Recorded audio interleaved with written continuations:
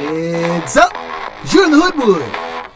I'm the White Man and KJ Green welcoming you to another edition of Sports from the Hoodwood for July 7th, 2019. Coming up this week, free agent frenzy in the NBA continues. Kawhi finally chooses a team. Major League Baseball, who has had the best first half in Major League Baseball? We'll have some quick hits, along with Phat, Head Slap, and this shortened version of Sports from the Hoodwood. Fasten seatbelts and let's go. You're tuned in to Sports from the Hoodwood, the internet's foremost location for the most honest, unfiltered commentary and insight on the world of sports.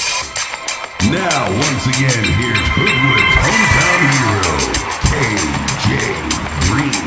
Greetings from the Hoodwood, where the fireworks have all went off. The dogs are finally coming from out underneath their hiding places because they're scared of the boom.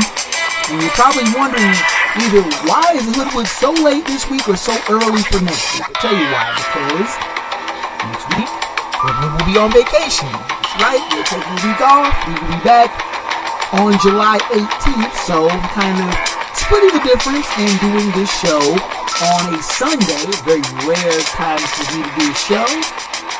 But this week, circumstances are different. With the long holiday weekend, everything's been kind of jumbled up. So we will do things a little differently this week. But the lead story is free agent frenzy in the NBA. Players moving, players going different places. But the big name everyone was waiting for was Kawhi Leonard. Was he going to stay in Toronto? Was he going to go to LA? What was the big deal? Laker fans were all but assured that Kawhi Leonard would not be able to resist the legacy, the history, the star power of the Los Angeles Lakers, playing in the Staples Center in front of numerous fans, celebrities.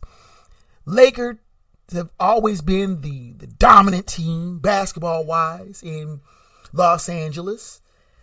Laker fans figured with LeBron James and Anthony Davis anchoring the team that Kawhi Leonard would love to add his star power to an already star-studded team. That he would want to go and play with a team that has won 17 NBA championships. A team that looks like a glamour team, acts like a glamour team, carries itself as a team that all basketball players dream of being on, short of anyone who grew up in Boston, but I digress. Kawhi Leonard, recalcitrant, quiet, very chameleon-like, I should say, very closed mouth, very buttoned down. I would hate to sit opposite of Kawhi Leonard on a poker table because he gives no expression. I mean, he's cut from the Tim Duncan cloth of straight face, Sphinx-like, never shows emotion. I mean, when they won that game against the Sixers in the East semis, that was a shocking show of emotion for Kawhi Leonard. But Kawhi Leonard kept the cards close to the vest, and every expert, pro and amateur, was speculating where he was going. Staying in Toronto, says Jalen Rose. No, he's going to LA, said Stephen Smith. He's going to go to the Lakers. And a few of them said he was going to the Clippers, but not many.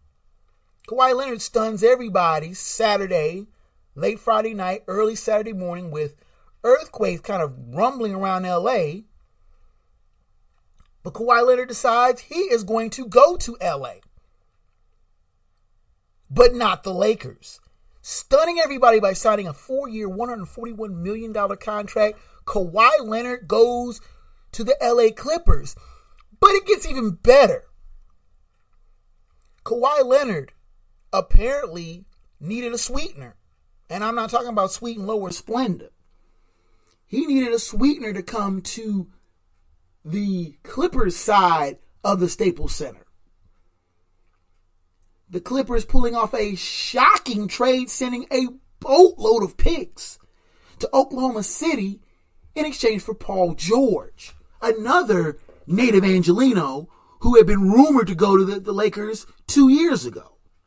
The Lakers had deeply coveted Paul George and was so sure that he was coming to play in LA. Shocking them both, shocking everybody in the Los Angeles area by demanding a trade and getting it, but to Oklahoma City, and then signing his free agent deal to stay with the Thunder. 2 years later, forcing a trade, going to LA. Now, the star power in LA is immense.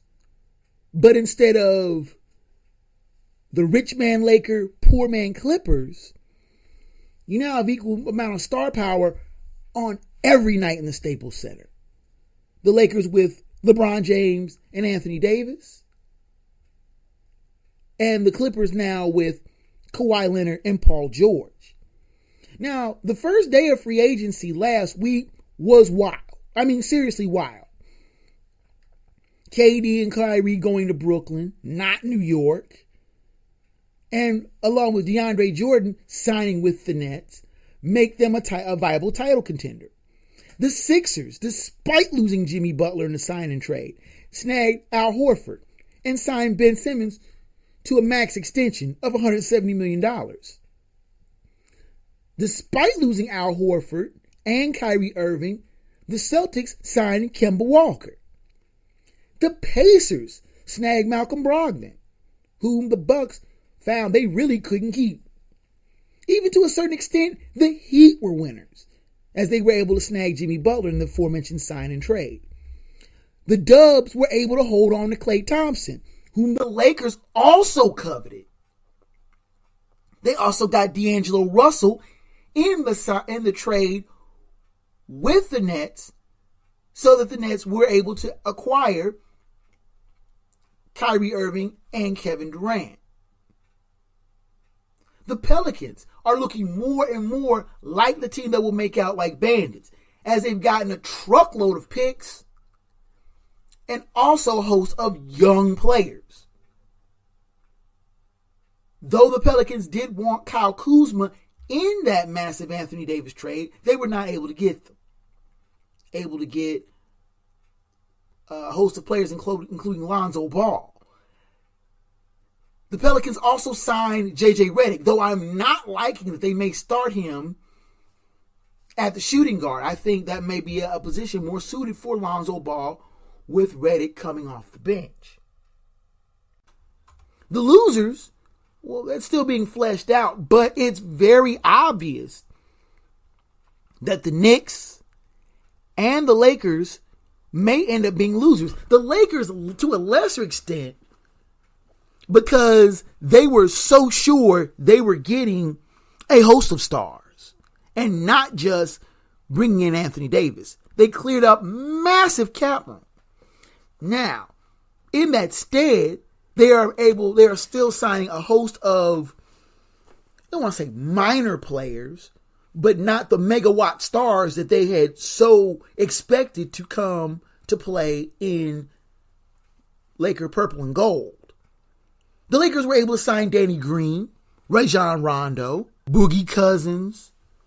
So while the Lakers didn't get the massive players that they thought they were getting, they still got a host of decent players.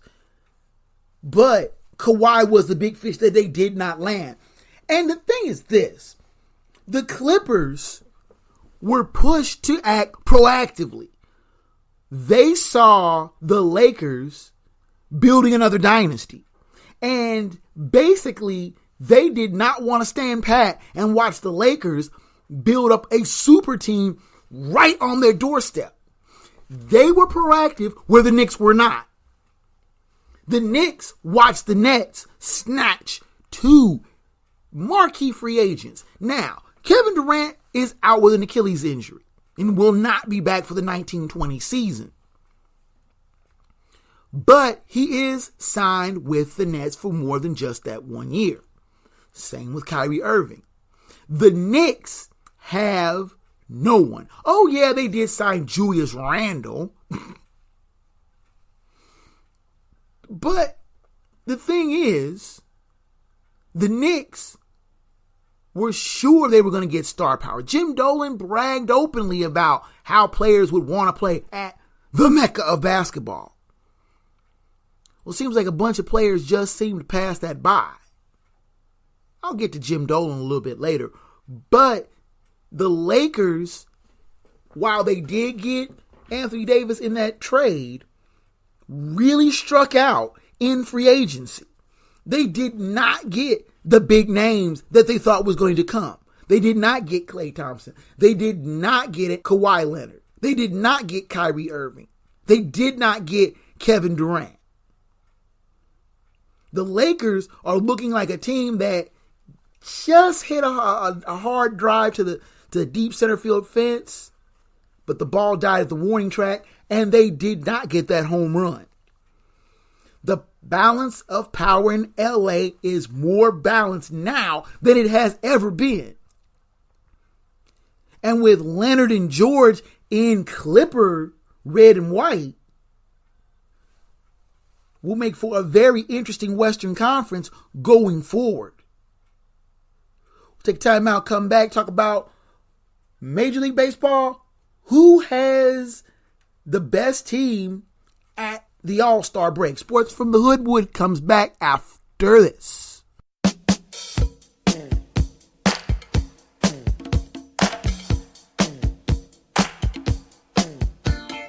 You're tuned into Sports from the Hoodwood, the internet's foremost location for no-nonsense commentary, insight, and opinions on the world of sports. Here now live in living color, black by popular demand. Your host, KJ Green. Pushing on in the Hoodwood, I'm KJ Green, and we are just about at the All-Star break, which is symbolically the halfway point of the Major League Baseball season. The Midsummer Classic will be played Tuesday night in Cleveland as the All-Stars, the best players as voted by the fans, and additional players added by the respective managers of the leagues.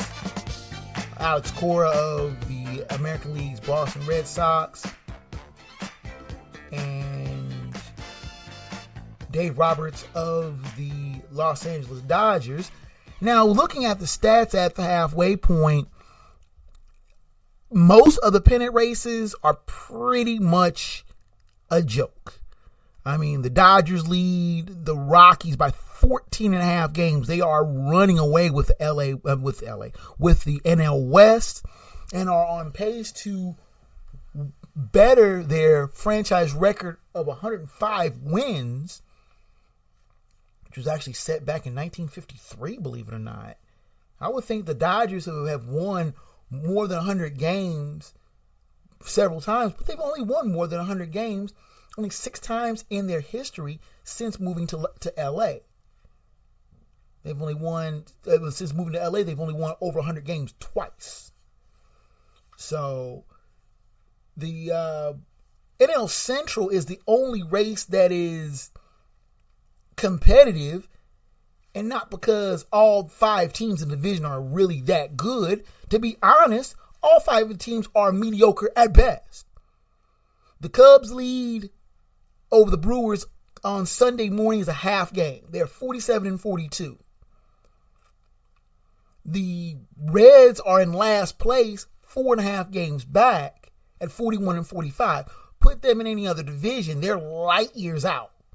But all 5 teams in the NL Central are very competitive at home, all have winning records at home, and ironically, all 5 teams have losing records on the road. The Reds have outscored their opposition by 37 runs, but they're in last place. A game behind the Pirates, who have been outscored by 37 runs. And of course, you have the dregs of the league. The Miami Marlins are way, way, way out of it, 18 and a half games out. Why is that team still even in the major leagues? But that's neither here nor there. Looking at the AL, the Yankees lead the Braves by 7.5 games. The Orioles are 30.5 games out already. Can't we have some sort of relegation? Teams that play bad just get sent to AAA. The Royals are 27 games behind the surprising Minnesota Twins, who are 56-32 and have been nicknamed the Bomba Squad because of their proliferation of home runs. They are far and away the major league leader in home runs and have been hitting home runs at a record pace. The Twins set a first half home run record on Friday night. They have 166 home runs as of Friday, surpassing 161 that the Yankees hit last year. Known as the Bomba Squad, the team has a host of big hitters that seem to go long. Jorge Polanco had his 26th. He's an all-star, and he is basically leading a team that is just denting the stands at a frightening pace. This is a team that you should watch. Now, I'm not saying that because I'm biased, that I'm a Twins fan. I make no secret that I am a Twins fan and a very big Twins fan. But this is a team that is a lot of fun to watch. Max Kepler has 21 home runs leading the team. Eddie Rosario has 60 RBIs to lead the team. Jorge Polanco is going to be an all-star. He's batting .316. But this team is fun to watch, but they have a lot of no-names. I mean, outside of Minnesota, you ask the most common baseball fan, who's the manager of the Minnesota Twins? You probably get a blank look. Or somebody might say, Paul Molitor? Paul Molitor was fired last year. Rocco Baldelli is the rookie manager of the Twins. But you look down the Twins' roster, a bunch of, heretofore unknown players, but they have 10, 11 players that have 10 home runs or more. Think about that. The opposition for the Twins have only hit 108 home runs. But the Twins just seem to keep denting the stands with home runs. Home runs after home runs. Like I said, they're a fun team to watch. If you get a chance to take a gander at them, do so. You'd be pretty surprised. The pennant races basically are, except for the NL Central, pretty much a non-starter. All the teams all the division leaders, with the exception of the Cubs, have at least a 6-game lead on their closest pursuer. The Braves are up 6 on the Nats. The Twins are up 6.5 on the Indians. The Yankees are 7.5 up on the Rays. Same margin for the Astros over the Athletics. And of course, the Dodgers 14.5 games in front of the Rockies. It will take a mammoth collapse for any of these teams to not be seen in the postseason. The fights now are for the wild cards, and the NL Central is the only other division that is even doing any kind of semblance of a pennant race, and it's basically whatever team basically can survive over 500. The lack of a pennant race in any of these may make baseball more or less unwatchable, and with NFL training camps just around the corner, baseball may be fighting for its place at the sporting dinner table. Something to think about. We'll take another timeout, come back with some quick hits, as well as Phat Dap Head Slap and the final word from the Wood. Sports from the Hoodwood comes back after this.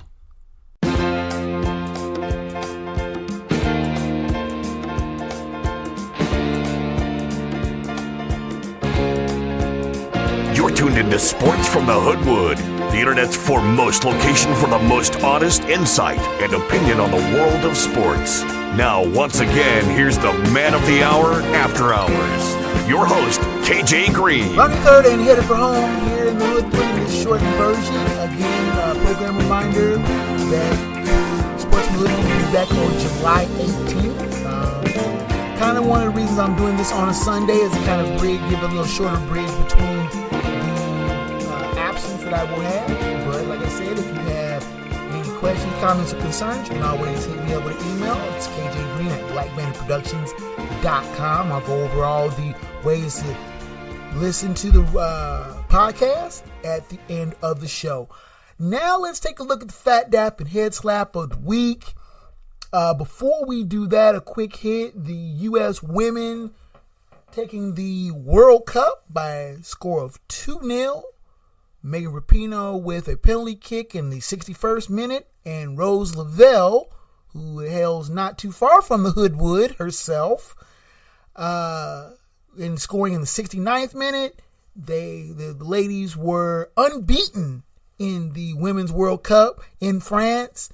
They roared through the group stage and then beat Spain, France, England, and then the Netherlands in successive order to win and successfully defend the World Cup that they won in 2015. On the 20th anniversary of that historic 99ers win, salute to the ladies. That is the Phat Dap of the Week, but I just wanted to make mention that the women did win 2-0.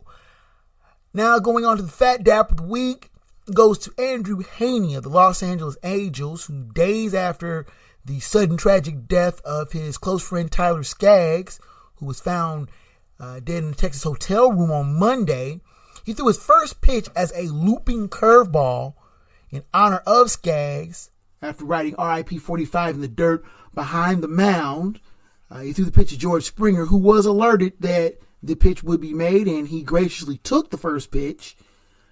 Hoodwood sends his deepest condolences to the Skaggs and the Angels families on the loss of young Tyler Skaggs, who was 27.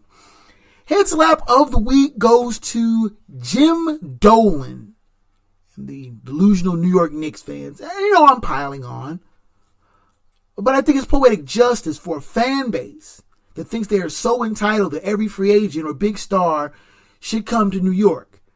Back in the day, it was LeBron, then it was KD and Kyrie. It's like all these players are coming to New York. They're going to come to New York. They want to come to New York. When Kyrie was playing for Boston, Knicks fans serenaded him with coming to New York as if they knew he was coming. Kyrie did go to New York. He went to Brooklyn. They thought KD, Durant's going to come to New York, of course. Star wants to bring his star to New York, make his star even bigger. KD went to New York, but he went to Brooklyn. Who have the Knicks gotten? They didn't get KD, they didn't get Kyrie, they didn't get Kawhi, they didn't get Kemba. Who have the Knicks gotten? Julius Randle. Come on now. In comparison, that's small potatoes. It's called Coach David Fizdale and General Manager Scott Perry. A real shot at a team that could contend. Instead, you have a team that didn't win the draft lottery. Not that R.J. Barrett is a slouch, but they had dreams of Zion, KD, Kyrie, and a fast reboot. Instead, you have R.J., Julius, Kevin Knox, and a host of nobodies and no hope. Now, Dolan bragged in March that players will want to come to play at the Mecca of basketball at Madison Square Garden, but it seems that no one is falling over themselves to get to New York, and things have gotten so bad that the Knicks might even sign Vince Carter, who 10 or 20 years ago might have been a viable pick, but now is older than dirt. Vince Carter, is he still in this league? Yeah, Vince Carter's still in this league. Makes absolutely no sense. Head slap to Jim Dolan, who I think should just sell the team, a la Donald Sterling, so we can have respectable teams in both New York and Los Angeles. Los Angeles got rid of Donald Sterling, and you see what happened to that team. Why can't the Knicks do the same thing? And now, without much further ado, here is the final word from the Wood. Now, as I mentioned before, the U.S. women's national team won the 2019 World Cup with a 2-0 win over the Netherlands to defend their World Cup title. And I've always had a real soft spot in my heart for this team. I've seen them play live, and I was first entranced by the legendary 1999 team that won the World Cup in front of 90,000 fans at the Rose Bowl. Randy Chastain's game-winning goal and penalty kicks sent me leaping off the couch of my apartment in Northfield, Minnesota, with a joyous shout that made the neighbors think I was going absolutely nuts. Though there were some pundits that waved off the team as a passing fad, I've always been a fan. 4 years ago, the ladies won a thrilling final to reclaim their rightful place at the top of the women's soccer world, and I was just as happy. This year's team was strong. After their 13-0 evisceration of Thailand in their opening match, a destruction so thorough that they're still finding bits and pieces of that team scattered about France. The national team rolled through group play, and after defeating solid squads in Spain, France, England in the knockout round, then defeated the Netherlands 2-0 in the final. This is a team that played tough, played with passion and grace, and in my opinion is so easy to root for. Of course, you do have supposed controversy with Megan Rapinoe, who had been very vocal about her disdain for the current presidential administration and has made no secret, if the U.S. team was invited to the White House after their win, that she would not be a part. She further stoked the fires of controversy by kneeling during the national anthem in the group stage game. Going forward, Rapinoe stood silently as the anthem had been played, a move that aroused attention and ire of the president, who fired off numerous lengthy tweets condemning her moves. Rapinoe's response was doubling down on her assertion that she would not visit the White House, and then going out on the field and not only scoring twice in the Americans' quarterfinal win over the host French, but scoring in a penalty kick in the World Cup final on Sunday. I think that a player like Rapinoe is what the American spirit is all about. Fierce, determined, a rugged individualism, doggedly loyal to their principles and beliefs. Rapinoe was expected caught major flack, mostly from conservative pundits that already despised her because of her sexual orientation, her vocal criticisms of the president, and her kneeling for the national anthem. Rapinoe is articulate, thoughtful, and very world-wise. Her views rankle those who think she should just shut up and dribble, a phrase I hear when athletes espouse a non-popular opinion. It strikes me funny that pundits want athletes to be role models and act a certain way, be literate, and not be a dumb jock. But when these same athletes espouse an unpopular opinion or are otherwise vocal, they're just dumb jocks who just need to worry about playing ball. When David Ortiz let loose a profanity that's been espousing the Boston Strong mantra, no one told him to just shut up and play. They just chuckled and said that's just Poppy, being Boston Strong. Discourse and protest is not something that is cuddly and fuzzy and feel good. It's supposed to make you feel uncomfortable. And instead of attacking the protester, it should be a platform to ask, why are they protesting? What kind of redress is needed to right what the protester feels is wrong? Rapinoe is what American spirit is all about, and she should be applauded, just like the other members of the World Cup team who are celebrating their second straight World Cup win. And that is the final word from the Wood. With the music coming up in the background, you know that means your time in the Hoodwood is just about done, and I thank you again for your visit this week. A reminder once again, Sports from the Hoodwood will not be on this coming weekend. We will return on July 18th. The email for the show is kjgreen@blackbanditproductions.com. You can send me emails on show topics, questions, comments, and criticism. I welcome your correspondence and try to respond to every email. You can catch this podcast on a number of sites, including iTunes and Google Play. The show site itself is hoodwoodsports.podbean.com. And I'm also on Facebook at Black Bandit Enterprises. I'm also on Facebook at Black Bandit Productions and Enterprises. I'm also on Twitter as well, KJGreen20 and KJGreenDB. And I'm also on YouTube as well. So that's that, fellow sports fans.